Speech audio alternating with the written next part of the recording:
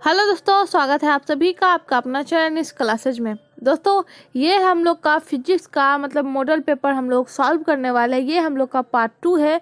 Part 1 मैंने आप लोग को कंप्लीट ऑलरेडी करा दिया है। अगर आप लोग पार्ट 1 नहीं देखे हैं तो डिस्क्रिप्शन में उनका लिंक है, प्लेलिस्ट है, वहाँ पे आप लोग को मिल जाएगा। वहाँ पे आप लोग को फिजिक्स एमसीक्यू रिवीजन करके एक प्लेलिस्ट दिखेगा, वहाँ पे आप लोग हर एक चीज़ मिल जाएगा। तो पार्ट 1 आप लोग वहाँ से देख सकते हैं, आपको आई बटन में भी मिल जाएगा वो वीडियो, तो वहाँ से देख सकते हैं। तो इस सेशन में हम लोग 29 पार्ट 1 में हम लोग 29 कंप्लीट कर लिए। अब हम लोग 30 से लेकर के 42 तक कंप्लीट करने वाले हैं। तो अंत तक बने रहिए, वीडियो को स्किप मत कीजिए। और आप लोगों से रिक्वेस्ट है, प्यारे साथियों, प्यारे भाई बहन, अभी तक आप लोगों ने इस चैनल को सब्सक्राइब नहीं किया है तो वीडियो को लाइक करें, चैनल को सब्सक्राइब करें और इस वीडियो को ज़्यादा से ज़्यादा अपने दोस्तों में शेयर करिए। तो चलिए इस सेशन को शुरू करते हैं।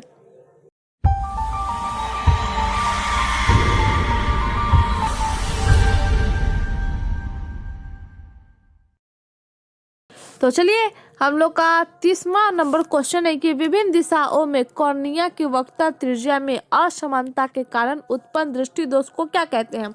विभिन्न दिशाओं में उत्तर दक्षिण जो भी दिशाएं हैं उस दिशा में कॉर्निया की जो वक्रता होती है उसमें असमानता यानी जो समानता मतलब समान नहीं होती है, उसके कारण जो दोष उत्पन्न होता है, जो दृष्टि दोष उत्पन्न होता है, दृष्टि दोष मतलब देखने की जो दोष उत्पन्न होता है उसे क्या बोलते हैं।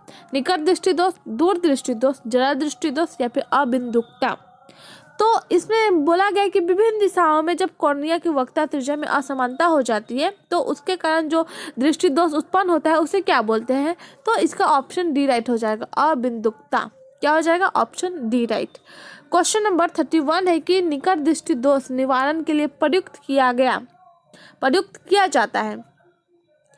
निकट दृष्टि दोष दूर करने के लिए किस चीज का उपयोग किया जाता है। ऑप्शन ए में है गोलीय बेलनाकार लेंस, ऑप्शन बी में है उत्तल लेंस, ऑप्शन सी में है अवतल लेंस, ऑप्शन डी में है अवतल लेंस। तो निकट दृष्टि दोष के निवारण मतलब उसका उपाय, जैसे कि किसी भी चीज के लिए अगर बुखार है, फीवर है, तो हम लोग उसके लिए मेडिसिन लेते हैं। तो आँख अगर आईसाइट खराब है, दूर की दृष्टि दोष खराब है, तो उसके लिए हम लोग किस चश्मे का उपयोग करते हैं, उत्तल लेंस, अवतल लेंस, किस लेंस का उपयोग करते हैं, वो पूछा गया है। तो इसमें निकट दृष्टि दोष के लिए पूछा गया कि निकट दृष्टि दोष को दूर करने के लिए किस लेंस का उपयोग किया जाता है ताकि निकट दृष्टि दोष जो है वो दूर हो जाए। तो इसका राइट आंसर जो हो जाएगा वो हो जाएगा अवतल लेंस। क्या हो जाएगा? ऑप्शन सी राइट, अवतल लेंस का उपयोग किया जाता है और दूर दृष्टि दोष दूर करने के लिए उत्तल लेंस का उपयोग किया जाता है।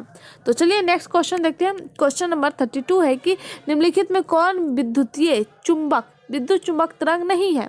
विद्युत चुंबक तरंग नहीं है वो पूछा गया है। ऑप्शन ए में है प्रकाश तरंग, ऑप्शन बी में एक्स किरणें, ऑप्शन सी में ध्वनि तरंगे, ऑप्शन डी में अवरक्त किरणें। तो इस क्वेश्चन में क्या पूछा कि ध्यान से देखिए कि कौन विद्युत चुंबकीय तरंग नहीं है। विद्युत चुंबकीय तरंग नहीं है वो पूछा गया है। तो ऑप्शन सी ध्वनि तरंग जो है वो क्या है? विद्युत चुंबकीय तरंग नहीं है। तो सबसे पहले हम लोग को याद रखना है कि विद्युत चुंबकीय तरंग कौन कौन से है? प्रकाश तरंग, एक्स किरणें और अवरक्त किरणें। ये तीन जो है वो क्या है? विद्युत चुंबकीय तरंग है। लेकिन जो नहीं है वह है ऑप्शन सी, ध्वनि तरंगे। क्वेश्चन नंबर 33 है कि जब प्रकाश की एक किरण स्लैब में प्रवेश करती है तो इसका तरंगदैर्घ्य कैसा होगा। जब प्रकाश की किरण कोई भी स्लैब ले ले, ये स्लैब है हम लोग का, इसमें अगर प्रवेश करता है तो इसका जो तरंगदैर्घ्य हो जाएगा कैसा हो जाएगा? घटेगा या फिर बढ़ेगा, ये पूछा गया है। तो इसका सही जवाब जो हो जाएगा वो हो जाएगा ऑप्शन ए, घट जाता है। क्या हो जाता है? माइनस में चला जाता है, ये नीचे की ओर घट जाता है। अगला क्वेश्चन है कि 4 डायोप्टर क्षमता वाले लेंस की फोकस दूरी होती है। 4 डायोप्टर क्षमता वाले लेंस की फोकस दूरी होती है। 4 ऑप्शन दिए गए हैं। पहला ऑप्शन है 0.25 मीटर, ऑप्शन बी में है 0.25 सेंटीमीटर, ऑप्शन सी में है 0.35 मीटर, ऑप्शन डी में है 0.35 सेंटीमीटर। तो चलिए इसका आंसर हम लोग देखते हैं। तो क्वेश्चन में पूछा गया है कि 4 डायोप्टर क्षमता वाले लेंस की फोकस दूरी होती है। तो हम लोग का लेंस की क्षमता कितना दिया हुआ है? 4। तो लेंस को हम लोग डिनोट करते हैं, लेंस की क्षमता को हम लोग पी से डिनोट करते हैं। तो 4 डायोप्टर क्या है? 4 डायोप्टर को हम लोग डी से डिनोट करेंगे। तो यहाँ पे माइनस नहीं दिया हुआ है, केवल 4 डायोप्टर दिया हुआ है, तो यानी ये प्लस में है। तो ये प्लस में है तो कैसा लेंस हो जाएगा? ये जो है वो उत्तल लेंस हो जाएगा। कैसा लेंस हो जाएगा? उत्तल लेंस, क्योंकि ये प्लस में है। क्योंकि ये क्या है, प्लस में है। तो लेंस की क्षमता को हम लोग पी से डिनोट करते हैं, यानी प्रदर्शित करते हैं। तो पी का लिए हम लोग लेंस की क्षमता की जो फॉर्मूला हो जाएगा P बराबर 1/f। एफ मतलब फोकस दूरी। तो अगर हम लोग को इस क्वेश्चन में क्या पूछा गया है कि 4 डायोप्टर क्षमता वाले लेंस की फोकस दूरी होती है, तो फोकस दूरी पूछा गया है, तो हम लोग लिख सकते हैं कि एफ बराबर लिख सकते हैं 1/p। हो गया। तो हम लोग निकाल सकते हैं p का मान +4d दिया हुआ है, तो हम लोग लिख सकते हैं कि f बराबर 1/4। ये जो है वो प्लस में है। अगर 1/4 को अगर हम लोग कैलकुलेट करेंगे, मतलब इसको निकालेंगे, तो हम लोग के पास आ जाएगा 0.25, जो कि क्या है, मीटर में निकलेगा। फोकस दूरी है, फोकस को m, फोकस है तो उसको m में, मतलब उसको जो सिंबल दिया जाएगा मीटर में दिया जाएगा, तो हम लोग का क्या आ जाएगा 0.25 मीटर, जो कि प्लस में दिया हुआ है 0.25 मीटर। तो राइट आंसर क्या हो जाएगा, और ये हो जाएगा 0.25 मीटर। तो चलिए देखते हैं कौन सा ऑप्शन राइट है। तो क्वेश्चन देखिए 34 में दिया हुआ है कि 4 डायोप्टर क्षमता वाले लेंस की फोकस दूरी होती है, तो क्या राइट हो जाएगा, ऑप्शन ए 0.25 मीटर। फोकस दूरी के साथ हम लोग मीटर का यूज करेंगे, अगर सेंटीमीटर में बदलना हो तो फिर 100 से उसका क्रियाक्रम किया जाएगा, लेकिन हम लोग को मीटर में आंसर देना है, तो ऑप्शन क्या राइट हो जाएगा, ऑप्शन ए। क्वेश्चन नंबर 35 है कि हाइड्रोजन स्पेक्ट्रम की कौन सी श्रेणी अवरक्त भाग में नहीं पड़ती है। कौन सी श्रेणी जो है वो अवरक्त भाग में नहीं पड़ती है, वो पूछा गया है। तो चलिए इसका आंसर देखते हैं। तो इसको थोड़ा बड़ा करते हैं, तो इसका राइट आंसर जो हो जाएगा वो हो जाएगा ऑप्शन डी, लाइमन श्रेणी जो है वो क्या है, अवरक्त भाग में नहीं पड़ती है। चलिए क्वेश्चन नंबर 36 देखते हैं। 36 क्वेश्चन है कि थोरियम में दिया हुआ है परमाणु क्रमांक 90 और परमाणु द्रव्यमान संख्या जो है वह दिया हुआ है 230 के एक परमाणु में न्यूट्रॉनों की संख्या बताइए। 90, 140, 230 और 320।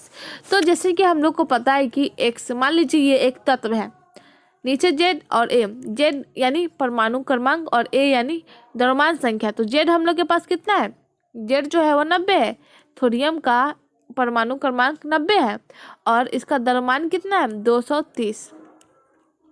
तो ये तो पता है।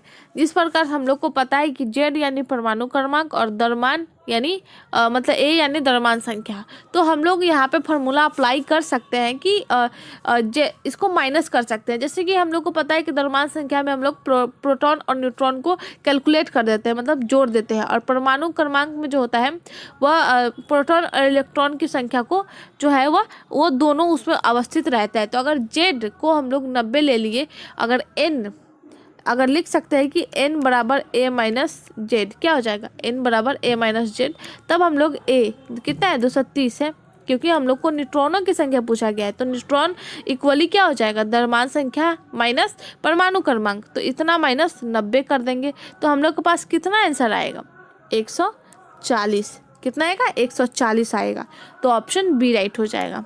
तो चलिए क्वेश्चन नंबर 37 देखते हैं। कांच के लिए क्रांतिक कोण होता है 20 डिग्री, 30 डिग्री, 48 डिग्री या फिर 42 डिग्री। तो कांच के लिए जो क्रांतिक कोण होता है वो कितना होता है 41 डिग्री, तो लगभग 42 डिग्री के बराबर। तो ऑप्शन डी राइट हो जाएगा। क्या हो जाएगा ऑप्शन डी। क्वेश्चन नंबर 38 है कि NPN ट्रांजिस्टर की क्रिया में उत्सर्जक धारा IE, आधार धारा IB तथा संग्राहक धारा IC में संबंध बताइए। तो इस क्वेश्चन का जो राइट आंसर हो जाएगा ऑप्शन ए, IC बराबर IE माइनस IB, ये जो है वो राइट आंसर हो जाएगा। क्वेश्चन नंबर 39 है कि दी गई सत्य सारणी जिस गेट की है उसका नाम लिखे। ये जो सत्य सारणी दिया हुआ है जिस गेट की है उसका नाम बताइए। नैंड, एंड और नॉट, मतलब इसमें जो ये सारणी दिया हुआ है इसका बताना है कि ये सारणी किसका दिया हुआ है, उसका नाम क्या है। तो इसका जो सही जवाब हो जाएगा एंड गेट, क्या है एंड गेट का दिया हुआ है, तो ऑप्शन बी राइट हो जाएगा।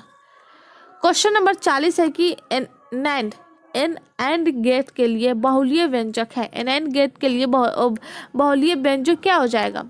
तो यहाँ जो ऑप्शन दिए गए हैं उसको ध्यान से देखिए। इसमें जो फर्स्ट ऑप्शन है वो राइट है, A.B बहुलक बराबर Y, ये क्या है, ये राइट आंसर है। क्वेश्चन नंबर 41 है कि मंडोलन के विपरीत प्रक्रिया को क्या कहते हैं। मंडोलन की जो विपरीत यानी उल्टा जो प्रक्रिया होती है उसे क्या कहते हैं। तो मंडोलन की जो विपरीत प्रक्रिया होती है उसे हम लोग बोलते हैं वीरमंडूलन, क्या हो जाएगा वीरमंडूलन, ऑप्शन ए राइट हो जाएगा। क्वेश्चन नंबर 42 है कि नाभिक में इलेक्ट्रॉनों की संख्या होती है, नाभिक में इलेक्ट्रॉनों की संख्या होती है। तो अभी हम लोगों ने देखा कि n बराबर a माइनस जेड, ए क्या है द्रव्यमान की संख्या और जेड क्या है परमाणु क्रमांक।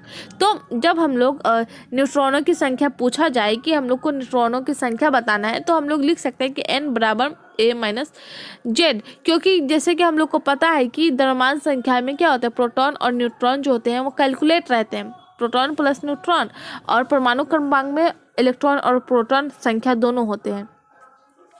तो हम लोग न्यूट्रॉन के लिए अगर न्यूट्रॉन संख्या पूछा जाए कि न्यूट्रॉन संख्या निकालना है, तो n बराबर a माइनस जेड। अगर यहीं पे बोला जाता है कि द्रव्यमान निकालो और यहाँ पे परमाणु क्रमांक और n दिया, मतलब न्यूट्रॉन की संख्या दिया हुआ है, तो a इस साइड आ जाता, हम लोग का क्या हो जाता, बाकी ये सब जो है वो इस तरफ आ जाता। तो इसमें जो है ये नहीं पूछा गया है, इसमें पूछा गया है कि न्यूट्रॉनों की संख्या होती है, तो ये वाला फॉर्मूला हम लोग का राइट हो जाएगा, a माइनस जेड। तो ऑप्शन बी राइट हो जाएगा, क्या होगा, ऑप्शन बी राइट हो जाएगा।